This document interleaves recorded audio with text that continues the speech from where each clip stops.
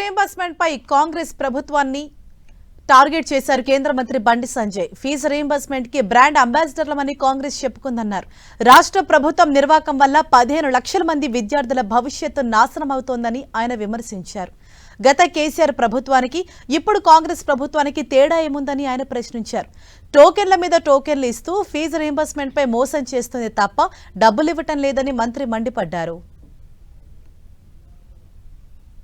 ఈ ప్రభుత్వం fee reimbursement అన్నది కదా అని చెప్పి ఇలా ఉన్నత చదువులు చదవాలని చెప్పి చదివించాలని చెప్పి మా కొడుకు డాక్టర్ కావాలి, ఇంజనీర్ కావాలి, పెద్ద పెద్ద చదువులు చదవాలని చెప్పి ఒక కళలు కానీ ఈ ప్రభుత్వం మా ప్రభుత్వాల మాటలు నమ్మి పాలకుల మాటలు నమ్మి విద్యాసంస్థలు చేపిస్తే ఇలా ఫీజు రీయింబర్స్మెంట్ విద్యాసంస్థ చిరించబడి యాజమాన్యం చిరించకపోవడం వలన ఇలా విద్యార్థులు మెడలు బట్టి బయటికి గడ్డించే పరిస్థితి.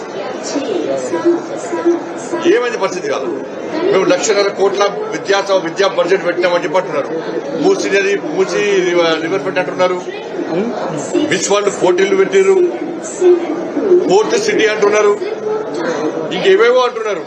మరి వాటికి పైసలున్నప్పుడు ఈ పేద విద్యార్థులు చదువుకోవడానికి వాళ్ళ ఫీజులు కట్టలేక ఇలా యాజమాన్యాన్ని రోడ్డుకి స్ట్రైక్ చేస్తుంటే ఈ 10,000 కోట్ల రూపాయలు చెల్లించిన స్థితిలో ప్రభుత్వం ఉందా?